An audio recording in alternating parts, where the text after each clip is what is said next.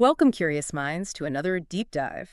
Today, we're plunging into the magical depths of J.K. Rowling's Harry Potter and the Chamber of Secrets. That's right. Our mission, as always, is to unpack a detailed review of this iconic book, uh, basically extracting all the crucial insights and surprising facts you need to get well-informed quickly. We've pored over a comprehensive review covering pretty much everything, plot, characters, themes, writing style, and its lasting impact. And what's really compelling about this book, the second one, is how it doesn't just expand the world. It matures the whole story in ways you might miss the first time through.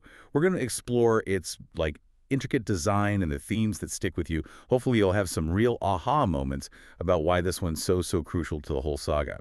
Okay, sounds great. Let's unpack this. So first, the basics. Harry Potter and the Chamber of Secrets, J.K. Rowling, published back in 1998. And it's obviously book 2. Right from the start of Harry's second year at Hogwarts, there's a definite shift, isn't there? A different feel. What is it right at the beginning that tells you the stakes are higher this time? Yeah, absolutely. That immediate sense of unease. You feel it straight away, and it's largely thanks to Dobby, the house elf. His frantic warning to Harry not to go back to school because of some impending danger. That's a really stark contrast to the start of the first book. It tells you immediately, okay, something bad is brewing, even if we don't know what yet. Right. And of course, Harry, being Harry, he ignores the warning.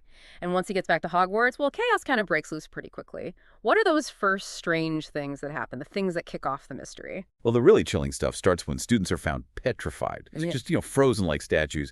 And then that terrifying message appears on the wall, written in what looks like blood. The Chamber of Secrets has been opened. Enemies of the air, beware. Aha. I mean, that's not just some vague threat. It instantly creates this atmosphere of deep fear and suspicion. Yeah. Especially, for the Muggle-born students, given the history it hints at. And naturally, the trio, Harry, Ron, and Hermione, they don't just sit back. No way. They jump right into investigating this old legend, the Chamber of Secrets, supposedly built by Salazar Slytherin himself.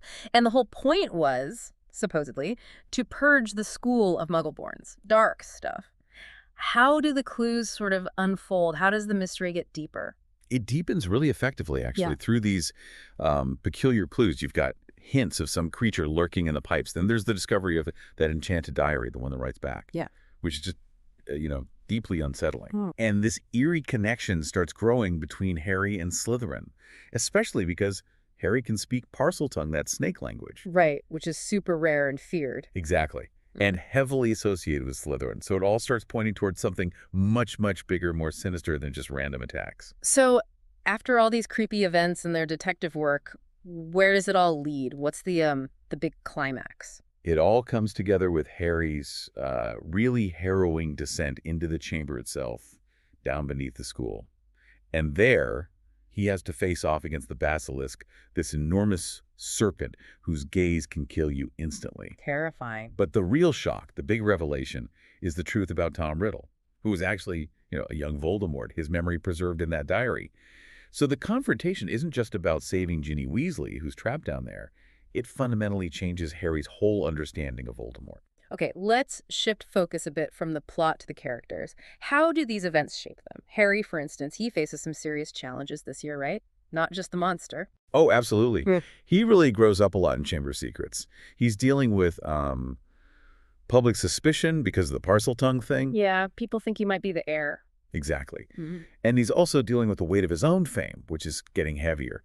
But he shows amazing resourcefulness, investigating things himself, and his sense of justice, his loyalty to his friends that really shines through when things get tough.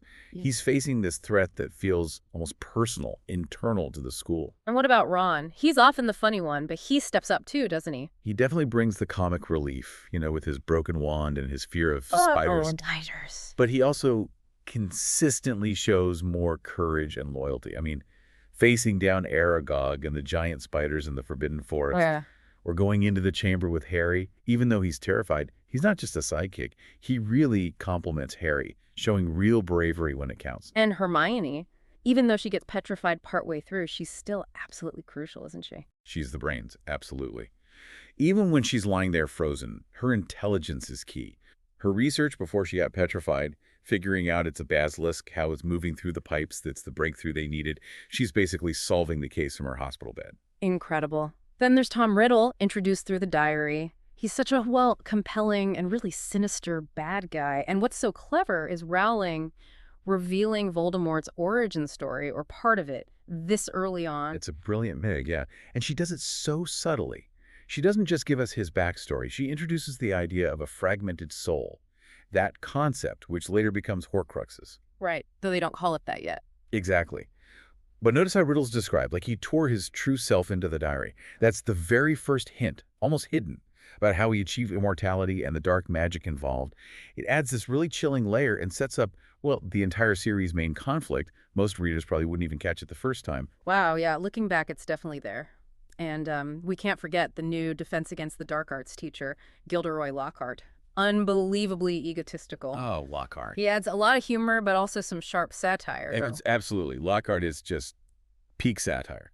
He embodies that total superficiality, the obsession with fame over actual skill. His failures are hilarious, but they also make a point about, people who are all show and no substance.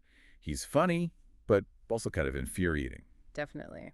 So moving beyond the magic and the mystery plot, what about the deeper themes? What ideas are bubbling under the surface here that connect to our world? Well, one of the biggest is definitely prejudice and blood purity. The whole pure blood versus muggle-born thing.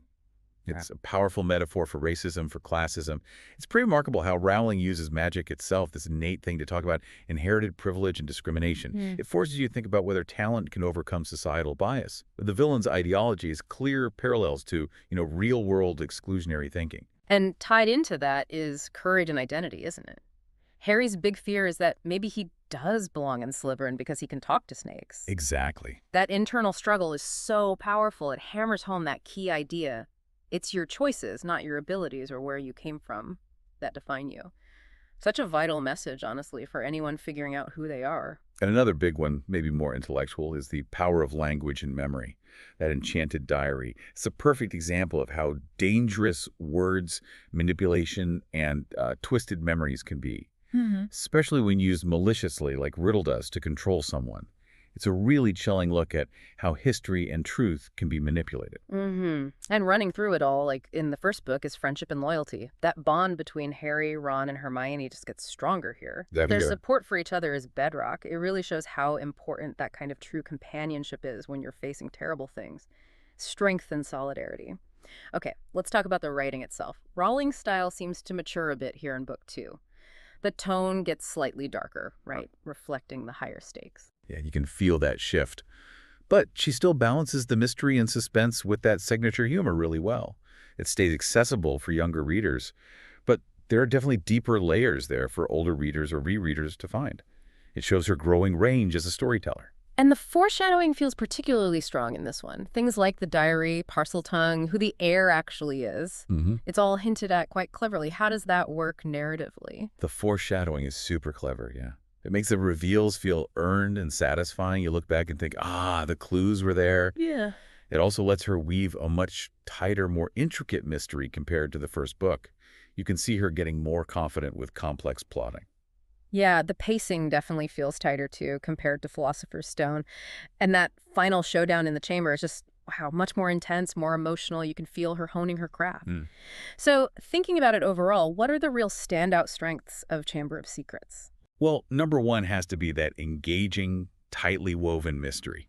It really pulls you through this story. Then there's the world building.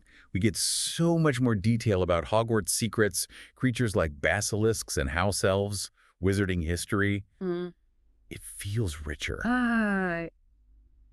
Also, the thematic depth is pretty impressive for a children's book, especially around prejudice. And Harry's internal conflict gets a lot more focus, which is crucial for the whole series. Those are definitely strong points. But okay, for balance, what about weaknesses? Are there things that maybe didn't land quite as well? That's fair. Some might say Gilderoy Lockhart, while funny, becomes a bit too much of a caricature, like a one-note joke that goes on a bit long for some. Okay, I could see that. Also, that darker tone, while good for maturing the series, might be a bit unsettling for the very young readers who love the slightly lighter feel of the first book. True. And maybe, just maybe, the diary as a plot device could feel a little too convenient. In terms of how it delivers information and drives the plot, it's debatable, but some might feel that. Interesting points. But even with those minor things, Chamber of Secrets is just so pivotal, isn't it? Yeah. It subtly sets up so many key elements for later books.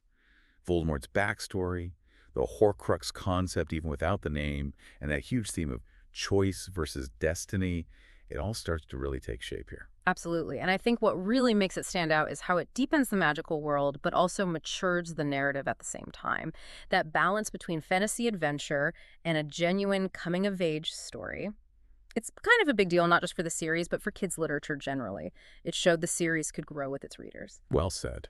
So let's get to the final verdict. The reviewers' scores were pretty high. Plot got a perfect 5 stars, characters a strong 4.5, themes another perfect 5 stars, writing style 4.5, and overall enjoyment a solid 5 stars. Which gives it, yeah, an impressive overall rating of 4.7 out of 5. It really sums it up as a, richly layered, thrilling continuation. It's got mystery, magic, meaningful messages. It manages to entertain and challenge young readers. A really worthy and memorable second chapter. And that, everyone, brings us to the end of this deep dive. Hopefully it's given you a great shortcut to being really well informed about all the nuances of this iconic book. Yeah, and maybe leave you with this thought. Think about how those specific details introduced here, like a mysterious diary or a whispered language like Parseltongue, how they quietly lay the groundwork for some of the biggest, most terrifying reveals later in the saga. It makes you wonder, doesn't it? What seemingly minor details in the stories we love might actually be setting up something much, much bigger down the line. Food for thought. Thank you so much for joining us on this deep dive. Keep exploring, keep questioning, and keep learning.